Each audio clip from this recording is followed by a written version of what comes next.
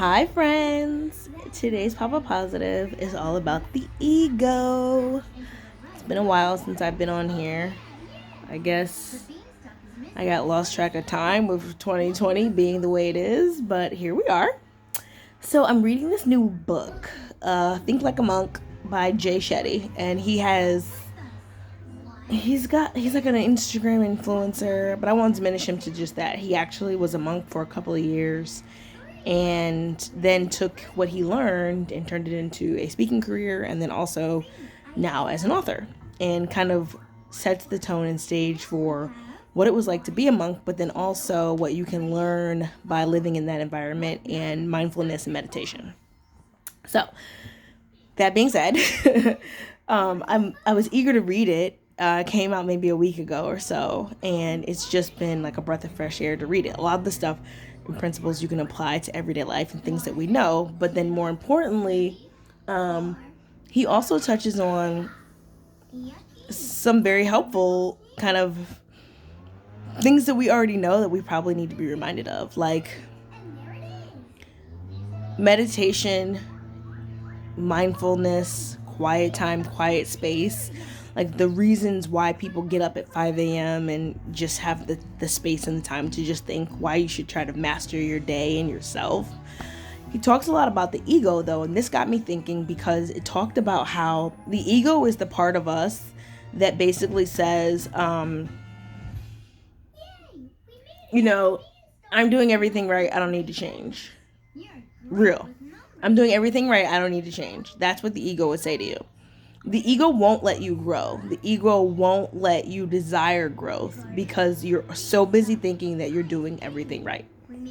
So I thought about that more intimately, and then also thought about Papa Positive, and I realized that in order to think and be positive and to want a positive life, you have to see the other side of it and know that you may not be doing it. And while you may think like, oh, I'm happy-go-lucky, da-da-da, like how positive are you?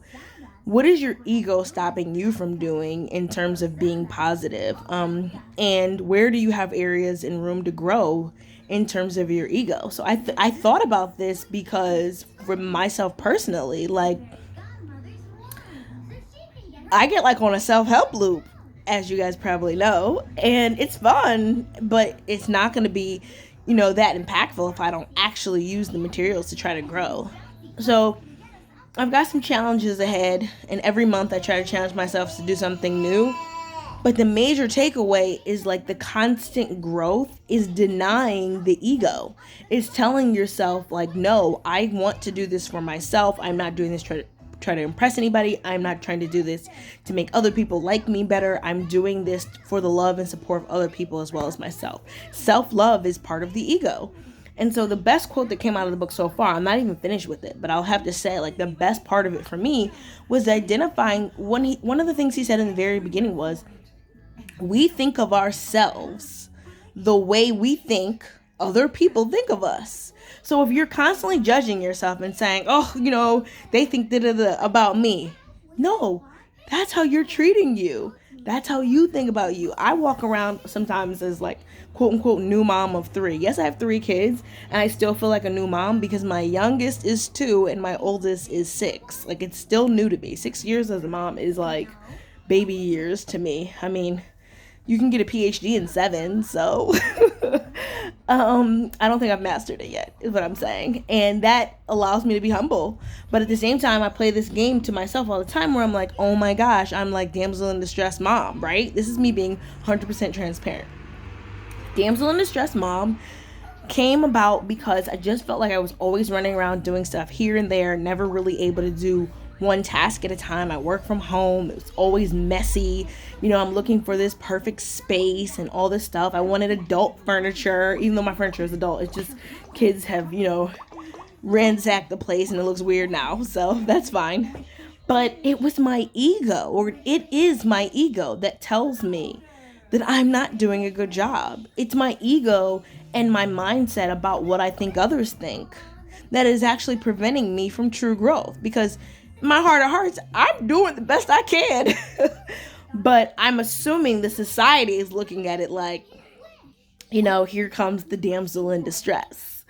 So, all that to say, today's Papa Positive is just a breath of fresh air and a welcome back, really. And I really just want to say, like, I think it's important for you to think about your ego and what you say to yourself that you believe other people say about you. And how does that narrative control you or not control you? You know, for me, it was controlling me. It is. It's very much something that I'm going to have to work on. Just assuming that people have me in a box and that I'm in this box and that I'll always be there. So I guess my takeaways, pay attention to your ego. How much are you feeding it? How much are you denying it? Don't let the narrative of what other people think about you become the narrative that you tell yourself that you are, because that doesn't have to be your reality. And the last one and the biggest one of all is be willing to change. And even if that means just having a positive attitude Monday through Friday, be willing to take that small change and saying something to yourself like, I've always done it this way works, I don't need to change. That's your ego talking, rather than the place of growth, wealth, success, happiness, love. Those things can come out of denying the ego. All right, well, have an awesome day.